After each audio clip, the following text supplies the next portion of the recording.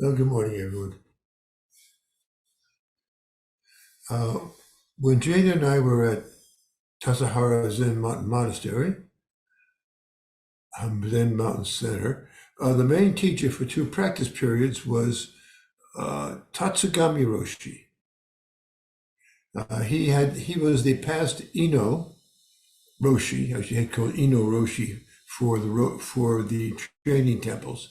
He was the head of Zendo training at Eiheiji, one of the two Soto Zen monasteries. It was Tatsugami Roshi who introduced many of the Soto Zen forms that are still in use at San Francisco Zen Center and its affiliated groups. One of these was the Roku Chiji. That's a Chinese word, Chinese-Japanese word, which means 6 leaders, a system for running a monastery that Dogen had brought back from China in the 13th century. Tatsugami Roshi also taught us more about chanting and ringing the bells, and revised the services, adding more sutras as well as an English version of the Heart Sutra that we use now. The Rokuchiji would meet with him in his cabin every morning after breakfast, and were sometimes invited to have instant ramen with him after he'd given a talk during evening zazen. A common theme in Tatsugami Roshi's talks was another Japanese word here, menmitsu no kafu. Menmitsu means detailed or specific.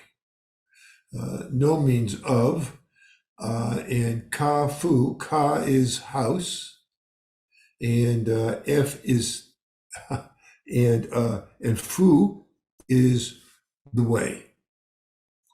And so therefore that translates into being the detailed ways of a house.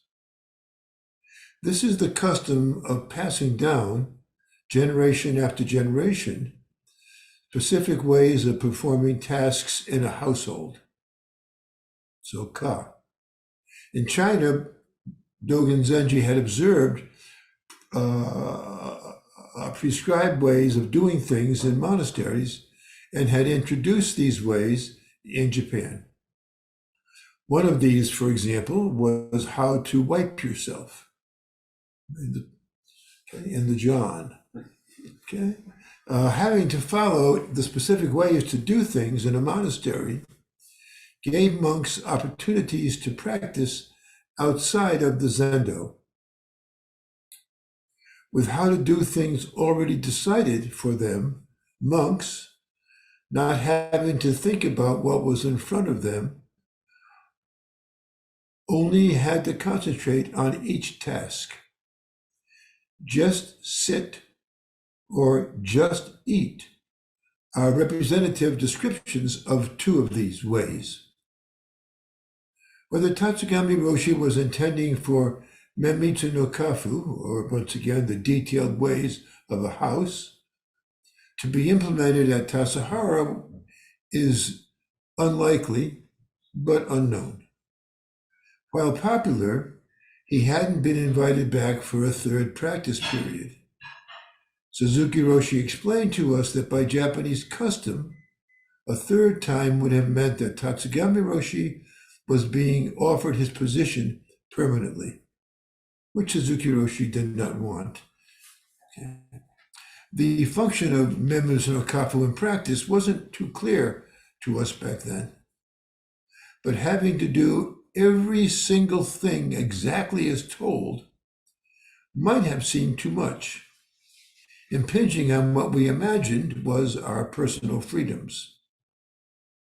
We Americans can value protecting our own rights, even if our ego self seems involved. The own, like in my own, the own in our own rights implies this involvement of the ego self. I don't have it written here, but let me give you some examples of the things that you would do. For example, we do them during when we do oryoki practice. That's the practice which we haven't done since the pandemic, in which we all eat together using the same bowls, and every detail of it is prescribed. And when we come back here, those of you who are new to it will be practicing this way. We have bowls here, or you can buy a pair from us. Okay. But everything, how to how to hold a rag when you're cleaning the zendo, right down the line. Everything was not just like Kenhin and Zazen, but everything was prescribed. But however, we have not ever done that, other than for the Oryoki and the Zendo. However, as this ego self that is behind thinking of our rights, our own rights in this way, and is the cause of our suffering, because of that, our practice isn't furthered by protecting our rights. Indeed, rather than opening up one's world, believing, quote, no one can tell me what to do, ends up separating one from our world. The question is, if menmitsu no kafu, which would help us to stay in the present by keeping focused on what we are doing, isn't available to those not living in a monastery, can we get by without it? I mean, 1/5, or usually about 1/5 or less, or at most 10% of our daily life is spent in sitting, or in our case here in the Zendo. But the rest of your life, there's nothing set for our practice. While that is set in a monastery, so that they are made aware of what they're doing, until the point where they're sleeping. And ultimately, apparently, you're said to be practicing during your sleep as well. Anyway, the question is, can we get by without this? Of course we have. And the answer also is yes. In modern times anyway, even Japanese Soto Zen monks are expected to stay in training temples for only 1, 2, or 3 years. After that, their lives become much like ours, as most need an occupation beyond being a priest, such as teaching in like a public school, and will marry, of course, like Suzuki Roshi was, and have kids, like he did. Like ours, their main practice is to sit and continue to sit. Through sitting, we study ourselves until a time comes when the self isn't a problem. The emphasis then, in practice, then shifts to the world around us. That is when Bodhisattva practice truly begins. We don't stop sitting, but unconcerned with putting ourselves first, we pay attention, or we pay attention to others instead. Being mindful of the needs of others functions much the same as practicing menmitsu no kafu, the detailed ways of the house.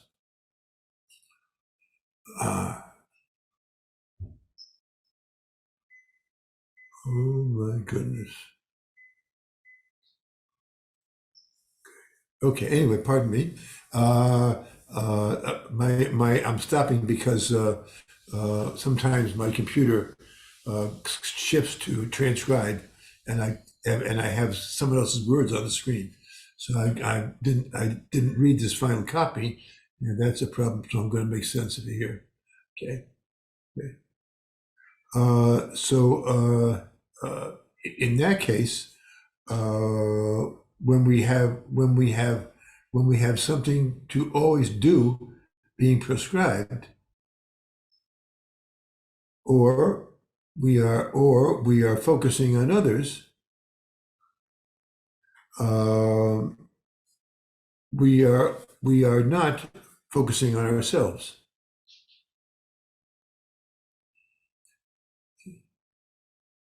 But in giving our attention just to that focusing on ourselves,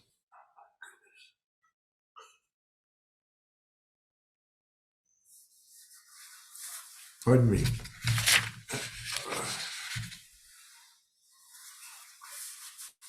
another problem too, the allergy. Oh, I can't read this right now. But anyway, there's two things now. One is menmitsu no kafu, which I'm saying is the same as taking care of the needs of others. That is, when we are taking care of the needs of others, mindful of the needs of others, or we are paying attention exactly to what we are doing, and we are not thinking about ourselves.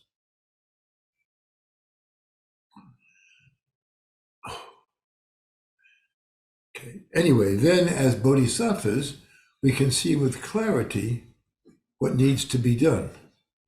Not because it is something we should do, but because things to do for people will always be before us.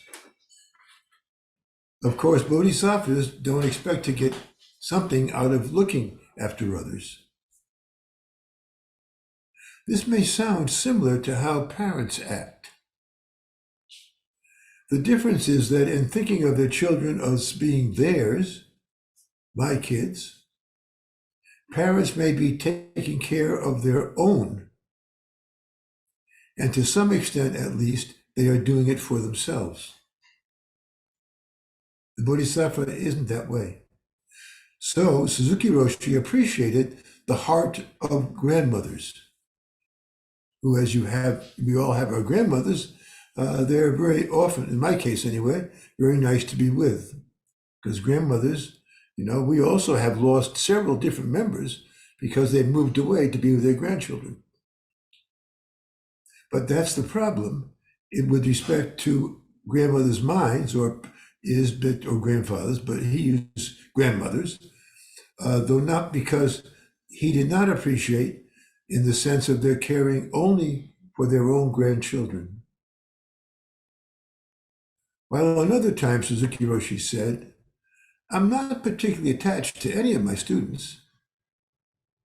He was compassionate to everyone. Okay, thank you. Let me move over. Pardon me for that. This was crazy. All of this text was mixed up with someone else's voice. Here's Jane. Here we go. Okay. So I'd like to say one other thing about menmitsu no kafu that I recall hearing you say was that it was, if you think of it as a thing, it was like a tightly woven basket that caught everything in it and didn't allow anything to fall through. And that was like our practice with details. Okay, that's very useful. You have to rewrite that and put that in the talk Yeah. here. Yeah. Okay. Anybody have any comments or questions? Yes, Mark. In my experience, it would be a little contradictory here that our Zendo is one of the least demanding in following through things as they should be done. What do you have to say about that? I'll see what I can do. That was Chris over there. Oh, you can just see him there. Right. Now you're saying that it's a lack of personnel, or is it a lack of effort on your part, or is it more you Jane, in your philosophy or take on how things unfold and how they? No, I was what I was what I was trying to say. What I was trying to say is that you naturally begin to practice menmitsu no kafu when your world is involved with taking care of others, and that this is a natural part of practice. And so, although menmitsu no kafu is taught from the beginning in monasteries, although only for the time that they're in the monasteries, I don't know what they practice outside, but I would guess necessarily, probably not. I don't know. I can't answer. And so, therefore, even if you don't have menmitsu no kafu, or even if you did have it, if, as Chris said, we will try to work on that. That would be only in the zendo. And so, therefore, you don't have to worry about not doing it because it becomes your natural. You will naturally do it as your practice gets more mature. Well, I have to say that it's been really refreshing that that the ease that you and Jane conduct in the Zendo, the feeling of that has been very, very refreshing. I'm not always worried about doing things exactly the right way. I think it's an opposite effect that might be manifested mostly in Americans who are used to doing, like you said, things their way. But I've been in some Zendos, and my other friends have been in Zendos that are very strict. Things need to be done exactly this way. And it's you have a doan that's like, or Eno is just like giving you the evil eye when you, or you at least you feel it on your back when you do something ridiculous. Well, anyway, Suzuki Roshi himself, well, it sounds a little strange to say this, but Jane and I teach a little bit more like Suzuki Roshi did. But the monastery needed more. And that's why he invited Tatsugami to come, actually. And it was actually very, very useful for Tassajara and City Center, which, after all, are monasteries. By the way, you probably none of you know that the first teacher of how to chant and all those things at Tassajara was Jane. He taught Tatsugami Roshi taught Jane, and then Jane taught everybody else. Jane was the Eno at that time. Nice. Yeah. So, and Jane would teach, all of us how to do those, including teaching me. She taught me how to. After she did it, I was part of her training group, and she taught me how to ring the bells and stuff. Doan. She was Doan, yeah, Doan. Thank you. So in actuality, perhaps Jane should have given this talk. She probably will. Peter did it better. Well, I would like to get Jane's take on this as well. That would be wonderful to hear. And then Mark. Chris. My take on menmitsu no kafu, I think it's the more people you have practicing together, the more important it is. And so if we had a lot more people here, I think we would naturally begin to do it, just like when we have sesshin and everyone sits at the table and we're all together, everyone starts to practice the detailed practice with the bowls. But I think if there were only 1 or 2 people, we'd probably just use a bowl. And do it. So it has to do with how formal a practice will get when more people come. And you need the sense of order and practice to show itself, not just to be in individual people. So that's what I think. And I concur. It's kind of like herding cats. Harvey is no problem at all, but if we had 25 cats in here, it'd be a little different story. Yeah. Chris. Just I think menmitsu no kafu, the way you've been talking about it, is then put into English and simplified as just the forms. Like bowing when you enter the zendo, or entering with the foot nearest the hinge, or holding your hands in shashu as we go around the zendo, bowing to the Buddha. Yeah. Which way to walk, turning clockwise and viewed from above, and like bowing to your neighbor when they get all that stuff. Is that menmitsu no kafu? Because if so, we've just sort of been calling that forms. It's kind of an offshoot of it, but for example, the menmitsu no kafu is really detailed. Like, for instance, when you enter the zendo, what foot do you put in first? Is it the one next to the door or the one outside the door?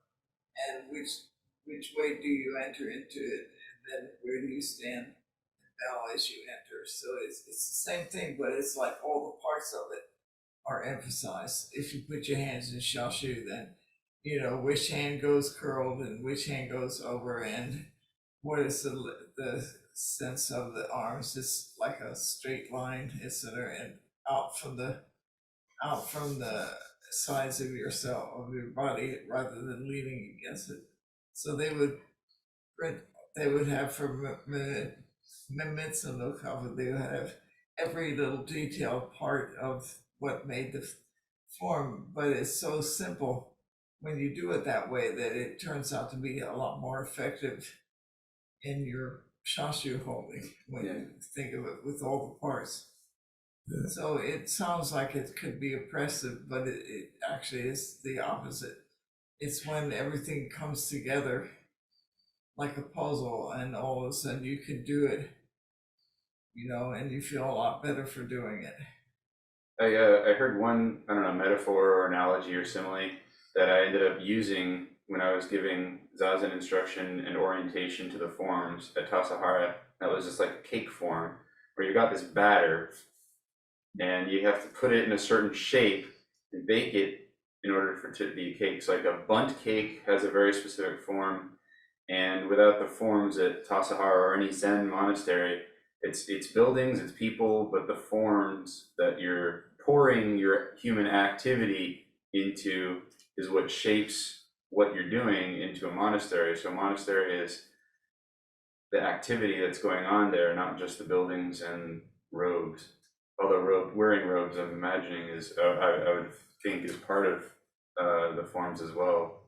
Yeah, I think it's like they're teaching you how to connect with the physical world in a very conscious way. Yeah.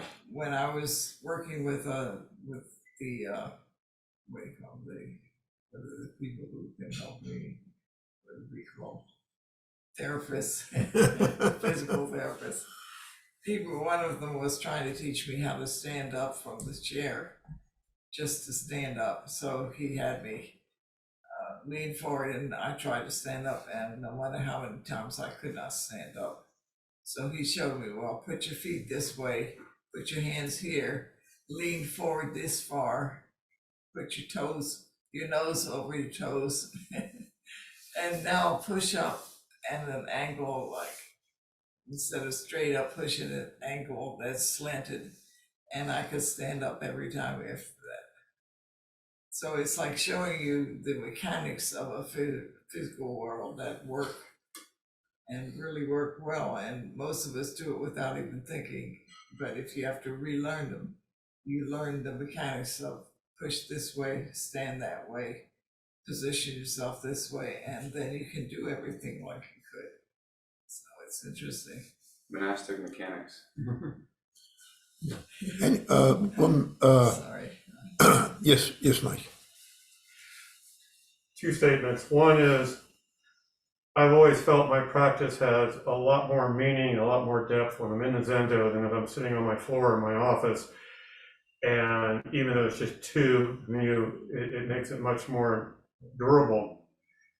But I can't pronounce those Japanese words you just said, but it seems to reflect on you live your entire life sitting, you're in practice, and you have these rules, so now you're free to really be mindful of what you're doing and how important you pay attention to where you're walking, sitting, talking to people, or anything like this. So is it a way of giving you okay, they tell you how to wipe your butt and stuff like this, but then you don't think about it, but you do think about it. You don't think about how you walk, but you do think about it. And so that makes every act you do part of your practice, and makes every minute of your time part of sitting in practice. Do I understand? Yeah, that that's correctly? right. Yes, that's the point. Yeah, yeah, yeah. Um, uh, but in the monastery, not everyone is. There are some people, other people, even in the monasteries, like Mark here. So one of the young priests who came to Tassajara, and Jane and I visited him when he was back in Japan, and we were back in Japan. He told a story about because they also want to revolt against the rules. So the Japanese tatami, they're straw mats which are 1 meter by approximately 1 meter by 2 meters. You can lift them up as nothing under them, just the ground and some slats that hold it, right? So one time they had they stationed monks around this room like guards, and then in one room they took up the tatami mats and they began to make sukiyaki, which is in the monastery, and of course the smell permeated the monastery, but the leaders could not find out because when someone would come, they just put the tatami on top again and it would disappear. That's kind of a boys will be boys kind of thing going on there, except that they were young, they were in their teens or early 20s. But it's like you join a zendo or a monastery voluntarily, and it's like going to a job in a sense that, okay, you go to work. The bosses have the right to expect you to do your best. Yes. Because they're paying for you. Mm-hmm. And if you go into a zendo or into a monastery or something like that, you walk in, you accept the rules. And you can ask what the rules are meant to help you with, but to challenge them, that's not the place. This is, you are here voluntarily, and this is how we help you live in the world. We help you structure your world so that you concentrate on your mindfulness and your day-to-day moments and not get caught up in all the mental games that we play normally during the day when we're walking around the world. Yes, that's right. It helps you with those mental games. Yeah, most certainly. Yeah, and that's the point. Yeah. But one of the things that I was trying to imply in my talk was that, and I said it actually in just a couple of lines, is that actually there isn't much difference in the understanding of people who've been in monasteries and people who haven't. But because really and truly, this is what separates Soto Zen, but not in America so much, but it would elsewhere, would be that stress on if you sit, that's enough. If you sit seriously, just about every day, and year after year after year, and you do have some Dharma around you, because Dharma is to encourage you, not to constrain you, but to encourage. And it's something else that you finally you no longer need attachment to in the end. So we leading our lives like we are. Jane and I are leading the same lives as you, of course, except we're in the Zendo, so we have a few obligations. But that's enough. That's enough. And Suzuki Roshi never talked about menmitsu no kafu. It's the monastery style, and and so he just stressed sitting, just sitting, and when you sit, it all comes into place. And I told you this before, but I'll say again because I like the story, and that is that the Trungpa Rinpoche said in the presence of Jane's sister, who was one of his students, that he said finally, they explain everything. in in huge detail. You're going to have these 100 things happen to you, or 10,000 things actually happen to you over practice. But he said, really, all you need is to sit. He was, of course, special in his own way because he liked Suzuki Roshi and he liked Zen and he liked Oryoki. And it's one reason that I trust him, because of Suzuki Roshi liked him so much. I mean, we respected his practice. They were only saw each other a few times in their lives, but they were very close together at that time. Suzuki Roshi did not verify anybody else, actually. He did not verify. Son's godparent. Did he? Didn't he become Trump's son's godparent? I guess he did. He was the godparent of Trump's son. Yeah. Yeah. Donna had raised her hand. Yep. Donna? Donna Hi, raised thank- her hand. Yes. Oh, it should- Donna. I heard those Japanese word Donna. Which means giving. Donna, go ahead, please. I have to work on that. Yeah, so my little time the closest I've come to a monastery, I haven't been to Tassajara, was Green Gulch. And it was really a relief living in community and just, following the schedule. Morning work circle, you get a task and you do it, and the bell rings and it's cleanup time and lunchtime. And it was really, that's not Tito. Oh, okay. Yeah. It was really refreshing and a break from householding. Sorry about that. That's the neighbor's dog. And what I heard today was that, being a mother, being a wife, those roles, if I'm putting other people first, I'm doing my Zen practice. A lot of times I don't see it that way, but sometimes I do. So Yes, and that's totally correct. But you should treat the rest of the world like your children. Not that you are the parent and they're the children. As if. Yeah, just you treat them all as brothers and sisters, which a lot of cultures do. It's a nice way that they do that. African culture, Asian culture, they address each other as brother and sister. Yeah. Anybody else? Jane, what you about to say? I was going to say, in Japan, they refer to all men and women as aunt and uncle. Yeah, that's right. Yeah. Just a couple days ago, Santa Cruz Zen Center shared a Shinryu Suzuki quote from Zen Mind Beginner's Mind.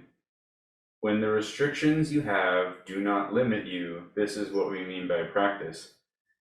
Oh, that's wonderful. Yeah. I think that can apply to the type of restrictions or specific restrictions which are being imposed, but it also has connotations or implications for how you practice with so-called restrictions, or like in this case, forms. It's actually discipline. Yeah. You practice with discipline. Yeah. And discipline is very important. Is it too edgy, so to speak, to say something to the effect of there's more to practicing with forms or menmitsu no kafu than following them verbatim?